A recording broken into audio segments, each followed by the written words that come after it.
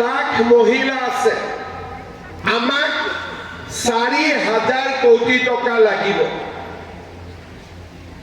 আমি যেতিয়া 4,000 কোটি টকাৰ হিচাপ পালো অলপ দেৰি ময়ো চিন্তা কৰিছিলো যে ইমান টকা আমি দিব পাৰিম নে নোৱাৰো অৰুণোদয় আছে নিযুত মইনা আছে বিভিন্ন আঁচনি চলি আছে তাৰ ওপৰত আৰু 4,000 কোটি টকা দিয়া সম্ভৱ হ'ব নে নহ'ব তথাপিতো আমি এটা কথা চিন্তা কৰিছিলো যে যদি আমাৰ মহিলাসকলক নিজৰ ভৰিৰ ওপৰত আমি থিয় কৰাব লাগে আজি নহয় কালি আমি তেওঁলোকৰ বাবে কিবা এটা কৰিব লাগিব মই সাহস কৰিলো আৰু মই ক'লো যে নহয় আমি সকলোকে দিম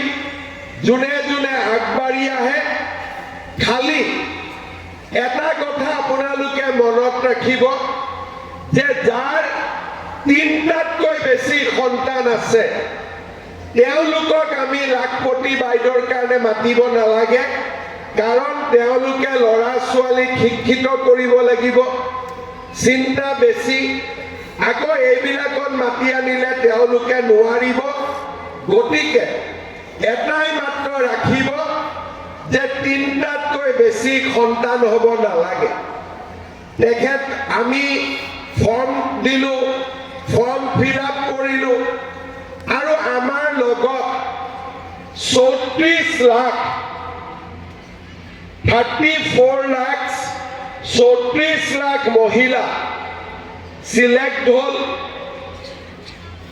আৰু আজি আমি পৰ্যায়ক্ৰমে এই 34 লাখ মহিলাৰ মাজত মহিলা উদ্যমিতা পুঁজি আমি বিতৰণ কৰিছো তেখেতক হাত চাপৰিৰে আদৰণি জনাবলৈ সকলোকে অনুৰোধ জনাইছো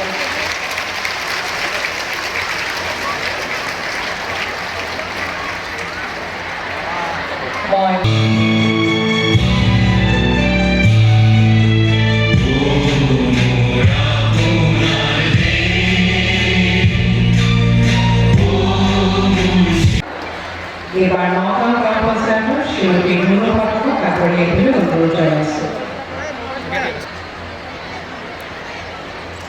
ধন্যবাদ এবাৰ বহৰী গ্ৰাম পঞ্চায়েতৰ শ্ৰীমতী সবিতা বাইদেউক আগবাঢ়ি আহিবলৈ অনুৰোধ জনাইছো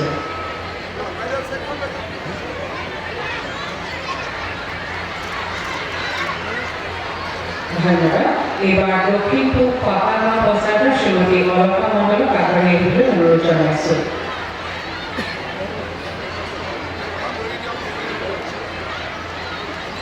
ধন্যবাদ এবার দক্ষিণ পশ্চিম প্রকৃতি গ্রাম পঞ্চায়েতের শ্রীমতী ধন্যবাদ এবার পশ্চিম প্রকৃতি গ্রাম পঞ্চায়েতের মহিলা ধন্যবাদ এবার পূব পাকা গ্রাম পঞ্চায়েতের তেখেতক হাত চাপৰিৰে আদৰণি জনাবলৈ সকলোকে অনুৰোধ জনাইছো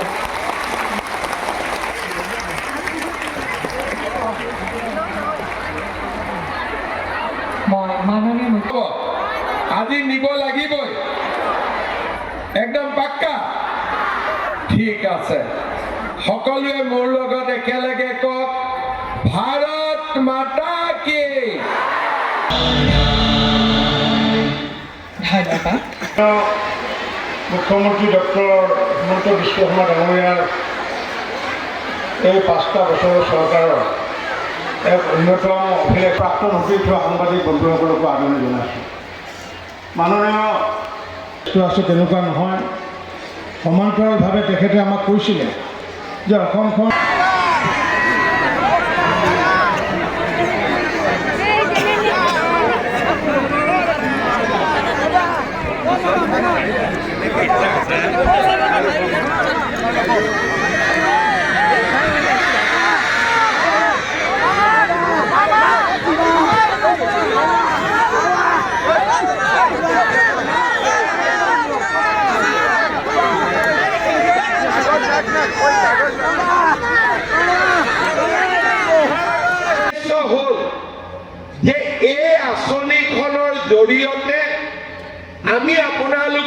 বহুত দূৰ আগুৱাই লৈ যাব বিচাৰিছোঁ। অলপ আগতে আপোনালোকে টিভিত দেখিছিলে যে মোদী ডাঙৰীয়াই উল্লেখ কৰিছে যে আমি 3 কোটি মহিলা লাখপতি দিদি বনাব খোজো। তাৰ মানে আজি গোটেই ভাৰততে বিজেপি চৰকাৰখনে প্ৰচেষ্টা কৰিছে যে মহিলাসকল আত্মনিৰ্ভৰশীল হওক, পৰিয়ালটোৰ উপাৰ্জনত মহিলাগৰাকী এটা শক্তিশালী ভূমিকা গ্ৰহণ কৰক।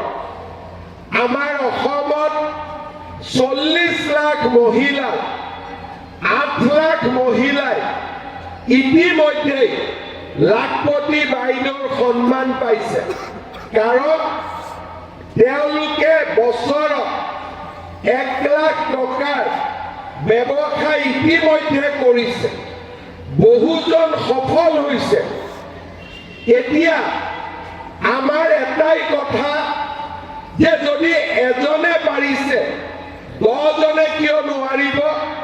10 জনে যদি পাৰিছে 100 কিয় নোৱাৰিব? 100 জনে যদি পাৰিছে 1000 কিয় নোৱাৰিব? আজি আমি আপোনালোকক 10,000 টকাৰ চেক এখন আপোনালোকৰ হাতত তুলি দিম। এতিয়া 10,000 টকাৰ চেক পোৱাৰ পিছত কোনে কোনে মোবাইল ফোন কিনিব? হাতখন ডাঙৰ। বাইদেৱে কিনিব। আৰু কোনে কোনে কিনিব মোবাইল ফোন? আচ্ছা, মোবাইল ফোন নিকিনে বাৰু বিহুৰ কাপোৰ কোনে কোনে কিনিব? বাইদেৱে কিনিব বিহুৰ কাপোৰ। আচ্ছা, বাইদেৱে হাতখন উঠাই নমাই দিছে। আৰু কোনে কোনে মোবাইল নিকিনে? হাত উঠাওক। বাপৰে, আজি আমি এই 10,000 টকা কেনেকে ব্যৱহাৰ কৰিম? 10,000 টকা পালো, আমাৰ গোট এটা আছে, গোটত যদি আমি 10,000 জমা দিওঁ 1 লাখ টকা হ'ল। সমূহীয়াভাৱে আমি 1 লাখ টকাৰে ব্যৱসায় কৰিব পাৰো। গ্ৰুপত আগৰো টকা আছে, বেংকৰ পৰাও পাম। আমি ভাল কৰি সমূহীয়া ব্যৱসায় এটা কৰিব পাৰো।